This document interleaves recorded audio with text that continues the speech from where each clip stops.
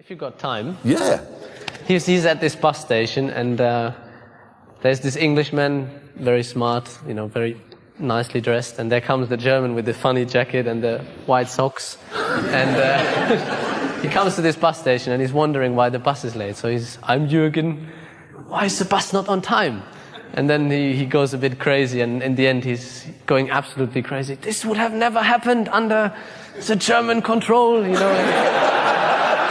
Even Mussolini made the buses run on time,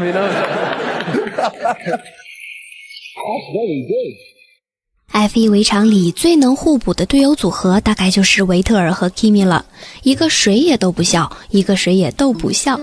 作为德国人的维特尔却是披头士和英国喜剧团队蒙提派森的铁杆粉丝，这就注定了他会讲出一些融合了英德两国特点，又冷而又无厘头还晦涩难懂的笑话。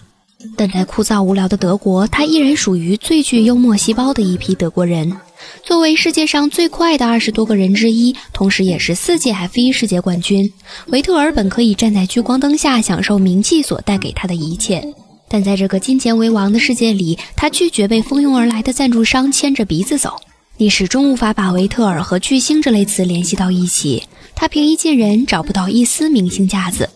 维特尔的一项特殊技能就是可以很容易地融入到不同圈子、不同年龄段的人群当中去。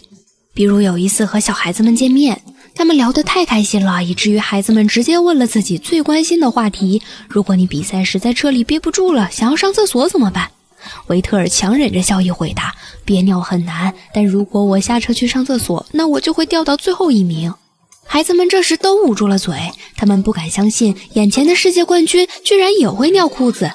但维特尔及时打消了他们的顾虑：我从来没在车里上过厕所，秘诀就是临上车之前在车库里上好。维特尔对待粉丝也毫不含糊，在经历了漫长的媒体公关日之后，谁都想赶紧回家远离人群，好好睡一觉。但维特尔还必须要等他的新闻官布丽塔·罗斯克。车队工作人员建议维特尔去赛场边搭好的 VIP 帐篷里等，因为停车场附近已经被粉丝堵满了。但维特尔却很疑惑，这算哪门子麻烦事儿？随后便前去和每一位粉丝拍照，耐心地给每一位粉丝签名。他会蹲下来和坐轮椅行动不便的车迷聊天，会回应每一位上前热心打招呼的人。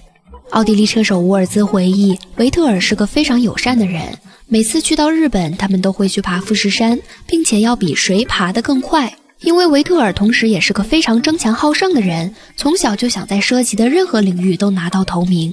2006年，维特尔还是宝马索伯的试车手，而沃尔兹在威廉姆斯当试车手。但只要他们两个同时在练习赛登场，就要在场上大战一番。维特尔很难接受失败，他踢过足球，打过沙滩排球、乒乓球、橄榄球，但始终不是最顶尖的那个。他经常因为不满足于自己的表现而大喊大叫，甚至会和朋友们吵架，从而失去了很多乐趣。不过在德国，没有什么事儿是一杯啤酒解决不了的，如果有，那就多喝几杯。进入 F1 之后，维特尔经常会和 Kimi 打羽毛球，但每次都会吃瘪。I want to ask Kimi, so long ago you mentioned, or maybe Steph mentioned, that you two play badminton together occasionally. So I'm wondering, do you still occasionally play badminton? And who's better now? So have you beaten him in some battles or like that? I have won every time, and this is the true story. I have lost against him, but we haven't played for many years now. I don't know if he doesn't want to play. He said to me that he's going to beat me when I get older, but so far it hasn't happened. 维特尔甚至想去专业训练打羽毛球，不过随着年龄和资历的增长，那股年轻气盛也逐渐平息。就像 Kimi 所说，他们也很长一段时间没一起打过羽毛球了。这就是塞巴斯蒂安·维特尔，他有着对驾驶的渴望，对细节的痴迷，同时兼具认真的态度与必胜的信心。这些特质从接触卡丁车以来一直没有改变过。2011年新加坡站获胜后，有记者问他，为什么你这么年轻却有着超乎常人的沉着与冷静呢？维特尔笑了笑，可能是我早熟吧，去电影院看限制级电影或者去酒吧喝酒都有人要看我的护照。但随着维特尔加盟法拉利，岁月也在维特尔的脸上留下了无情的痕迹。他渴望做到最好，渴望获得所有人的认可。2013年下半赛季，维特尔与红牛的优势空前巨大，取得了史无前例的9连胜，但却在领奖台上遭到了观众的嘘声。维特尔不会去忽略他们，反而会很沮丧。他经常去想，为什么自己的成绩已经如此优秀，却说服不了所有人。意大利站夺冠后，维特尔遭到了铁佛寺们的狂嘘，一名意大利记者甚至亲自找到维特尔道歉。不过维特尔不想把事情闹得太大，他也淡然了。人们只是不希望获胜的总是同一个人，所以这些嘘声不一定和我有直接关系。但只要有一个人开始嘘我，那么其他人就会不假思索地参与进来，这就是时代节奏加快所导致的必然后果。所以在经历了失败的2014赛季后，忍了好长一段时间的各路媒体从他们肮脏的巢穴里爬了出来，讽刺维特尔出走法拉利是为了躲避与里卡多的对内竞争，然后去欺负好说话的 Kimi， 以免失去商业价值。媒体从来都是这样，总是带着自己的立场，试图从只言片语的采访中得到自己想要的结果，然后发布出去，最后堂而皇之的把这种立场称之为自己独有的价值观。他们从来不会去试图了解头盔下车库里的维特尔。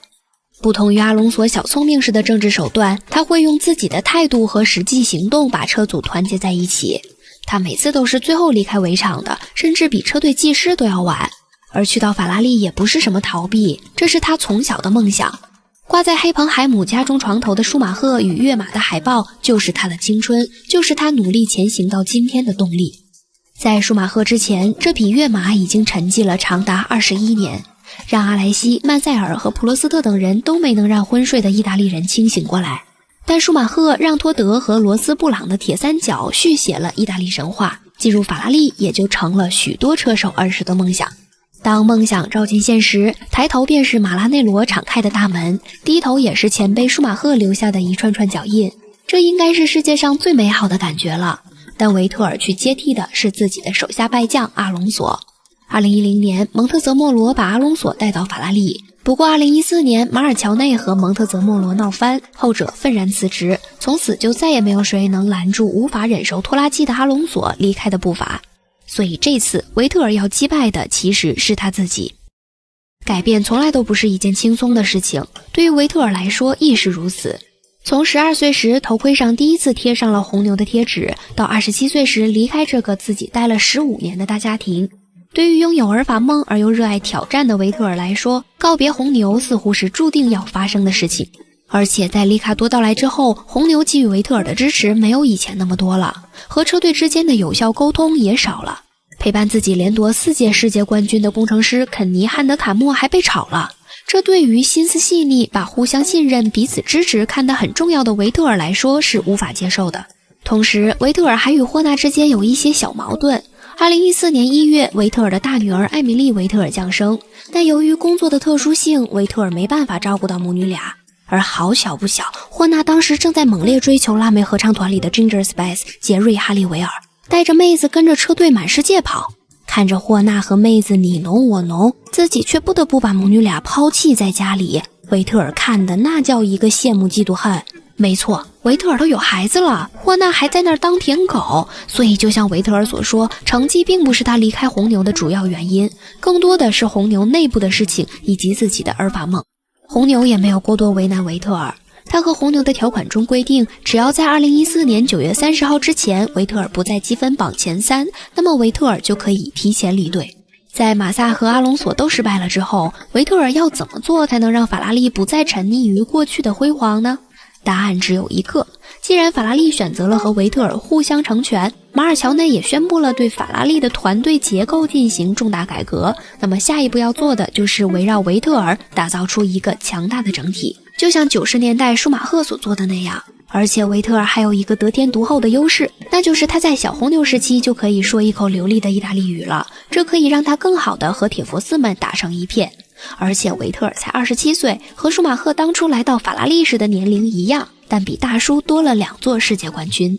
年轻就是资本，强如舒马赫也要用5年才为法拉利拿下第1座车手总冠军。而且有了阿隆索的前车之鉴，人们给予维特尔的耐心只会更多，不会更少。所以历史上明明只有3个人拿的世界冠军比维特尔多，为什么维特尔依然不能享有舒马赫与塞纳那样的地位呢？车快只是借口罢了，不论是卡丁车、宝马方程式还是欧洲 F3， 维特尔的天赋都是瞎眼可见的，更不用说开着小红牛夺冠的传世经典了。所以说能开上火星车的绝非等闲之辈，况且10年和12年的红牛根本不能被称作火星车。其次 F1 的影响力正在逐年下降，维特尔的第一个完整赛季2008年正是全球金融危机爆发的一年，许多国家的经济停滞不前，陷入衰退的情况，于是可持续发展、保护环境以及另一些政治正确的东西逐渐被搬上台面。维特尔在这样的趋势下成长，成为4冠王，这就注定了他无法得到主流趋势的认可。